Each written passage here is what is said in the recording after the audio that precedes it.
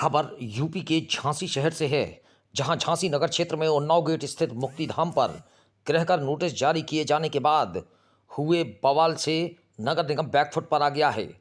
नगर निगम ने त्वरित कार्रवाई करते हुए इस नोटिस को शनिवार को निरस्त किए जाने के निर्देश जारी कर दिए। वहीं इस मामले को लेकर हमलावर हुए पूर्व केंद्रीय मंत्री प्रदीप जैनादित्य ने नगर निगम के अफसरों को कटघरे में खड़ा किया है। उन्होंने कहा कि हर बार की तरह इस बार भी नगर निगम लीपापोती करने में लगा हुआ है। नगर निगम के अधिकारियों को सार्वजनिक रूप से जनता से माफ़ी मांगनी चाहिए। उन्होंने कहा कि नगर निगम को स्पष्ट करना चाहिए कि आखिर बिना सत्यापन के नोटिस जारी कैसे हुए। इसका साफ मतलब है कि नगर निगम में आम जनता को बैठे बैठे लूटने का काम किया जा रहा है। जिस समय नोटिस को मुक्तिधाम पर चस्पा किया जा रहा था, उस समय सत्यापन की बात क्यों नहीं आई? नगर निगम की ओर से जारी स्पष्टीकरण में बताया गया कि निगम की सर्वे टीम ने फ्रेश भवन के रूप में मुक्तिधाम भवन के विरुद्ध ID नंबर 8010030370557124 छत पर कर सूची में दर्ज करते हुए करारोपण प्रस्तावित किया था, जिसमें विभागीय स्थलीय सत्यापन के बाद ही नोटिस जारी होना चाहिए था। लेकिन लिप की त्रुटि से डिमांड नोटिस क्रमांक A7635 जारी किया गया, जिसे तत्काल प्रभाव से निरस्त कर दिया गया है। उल्लेखनीय है कि नगर निगम अधिनियम 1959 की धारा 177 के अनुसार ऐसे भवन व भूमि जिस पर मृतकों के शवों का निस्तारण होता हो, सार्वजनिक उपासना व चैरिटी कार्यों के लिए प्रयुक्त होते हों, खेल के मैदान, उद्यान, स्टेडियम, इंटरमीडिएट तक के ऐसे स्कूल जिनमें 50 रुपये प्रति माह छात्र प्रति माह से अधिक शुल्क न लिया जा रहा हो, तथा संरक्षित स्मारक व ऐसे भवन जिनका वार्षिक मूल्य मात्र 360 रुपये से अधिक न हो को गृह कर से छूट प्रदान की गई है।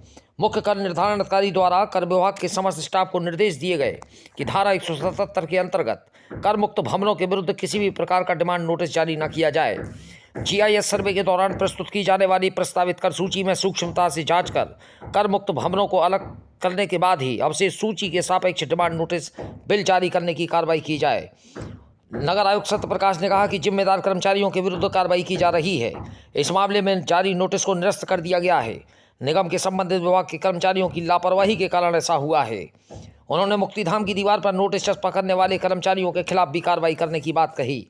गौरतलब है कि उन्नाव गेट मुक्तिधाम पर 90,000 का गृह कर बकाया होने का नोटिस नगर निगम की ओर से न केवल जारी किया गया था, बल्कि मौके पर दीवार पर चस्पा भी कर दिया गया था। नोटिस के साथ 15 दिन में बकाये का भुगतान नहीं किए जाने पर कुर्की की चेतावनी भी दी गई थी, जिसके बाद पूर्व केंद्रीय मंत्री प्रदीप जैनादित्य ने नगर निगम पर बड़ा हमला बोला था। उन्होंने इसे वापस लेने और माफ़ी मांगने की बात कही थी। इस मामले में कई अन्य संगठनों के भी विरोध में आगे आ जाने के बाद बढ़ते दबाव के बीच नगर निगम ने इस नोटिस को निरस्त करने की कार्रवाई की है। झांसी से दीप न्यूज के लिए दीपक चंदेल की रिपोर्ट। अब बचा ही क्या है? नगर निगम अधिनियम 1959 की धारा 506 के अंतर्गत कुर्की नोटिस दिया, और अब वो जो स्पष्टीकरण दे रहे हैं वो कह रहे लिप की त्रुटि है। अरे उस पर तो कर अधीक्षक ने भी साइन किया। स्थलीय निरीक्षण नहीं हुआ तो कितने मकानों का नहीं हुआ? कोई जांच की? कोई इन्होंने किसी को दंडित किया? केवल एक औपचारिकता वाली बात लिख दी। ये बिल्कुल गलत है। यह झांसी की जनता के साथ खिलवाड़ है। जिंदा हों या मरे, सबसे इन्हें कर वसूलना था। अगर आज वहाँ की जनता जागरूक नहीं होती, हमारे पास नहीं आती, हमारे मुक्तिधाम संस्था के अध्यक्ष वीर सिंह सरदार के पास नहीं आई होती, तो वो तो कर वसूलते, अर्थियों से टैक्स लेते। अब इन्होंने किसको दंडित किया? कार्रवाई क्या हुई? ये कहना कि अरे इसमें तो बड़े अधिकारी, कोई भी जब नोटिस निकलता है तो उस पर कर अधीक्षक के साइन होते हैं, और कर अधीक्षक मतलब नगर निगम का प्रशासन। इसके पहले भी अब मैं आपसे कहना चाहता हूँ, झांसी की उम्र 22 वर्ष हुई थी, उस समय भी इसी तरह की लीपापोती की गई थी। आखिर गरीब जनता को क्यों मारा जा रहा? अगर वो जिंदा है तो उसके बिना सर्वे के घाल मेल के उसका हाउस टैक्स बढ़ाया जा रहा, कोई मौके पे जाकर निरीक्षण नहीं हो रहा। और जब शमशान घाट पे चस्पा कैसे हो गया? उस समय भी स्थलीय निरीक्षण नहीं हुआ क्या? तो ये निश्चित रूप से केवल आंखों में धूल झोंकना है। अगर इनने कोई कार्रवाई नहीं की तो हमारा जन आंदोलन बढ़ेगा, क्योंकि झांसी एक ऐतिहासिक नगरी है और हम लोग नगर निगम के अधिकारियों का सम्मान करते हैं, लेकिन उसका मतलब ये नहीं है कि इस तरह से मनमाने ढंग से कुछ भी होता रहे। आज ट्रैफिक के नाम पे, चेकिंग के नाम पर हर आदमी, जिंदा आदमी को परेशान किया जा रहा। ऐसा कोई व्यक्ति नहीं होगा जिसके वाहन चेकिंग पर बहुत बड़ी धनराशि जुर्माने की नहीं लगाई गई हो, वो भी स्मार्ट सिटी के अंतर्गत हो रहा। तो स्मार्ट सिटी में वसूली तो हो रही, जनता को क्या मिल रहा?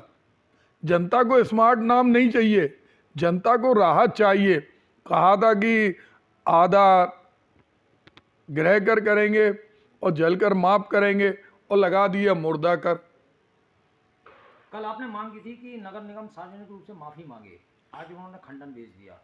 बिल्कुल हम चाहते हैं इसमें उन्हें, क्योंकि ये कोई प्रदीप जैन का या किसी एक का मुद्दा नहीं है। झांसी की, हम लोग सनातन धर्म के लोग हैं। हम लोग अपने पुरखों को सिराने के लिए उनके अस्थि लेके गंगा जाते हैं, हरिद्वार जाते हैं, बौद्ध गया में उनका विसर्जन करते हैं, पितृपक्ष में हम पूरी क्रिया करते हैं। और उनके ऊपर कर, उनके लिए अगर एक गलत शब्द भी कोई मृत आत्मा के लिए बोलता है तो उसका पुनश्य होता है। जीते जी तो आप किसी को भी कुछ बोल सकते हैं, लेकिन उन आत्माओं को, जिन आत्माओं की देह वहाँ पंच तत्व में विलीन हुई, उनके ऊपर कर की बात सनातन धर्म के हिसाब से बिल्कुल गलत है। क्योंकि सारे करों से निवृत्त होकर वो पंच तत्व में विलीन होते हैं, और जब उनकी दाह क्रिया होती है उस समय सारे के सारे संकल्प परवारी जन लेते हैं कि अब इनका कोई ऋण नहीं है। तो इसमें कम से कम उन्हें दो शब्द बोलने में, कम से कम हमारी हिंदू संस्कृति में, हमारी सनातनी संस्कृति में लोगों को अच्छा लगेगा कि कम से कम इन्होंने हमारे पुरखों से माफ़ी मांगी।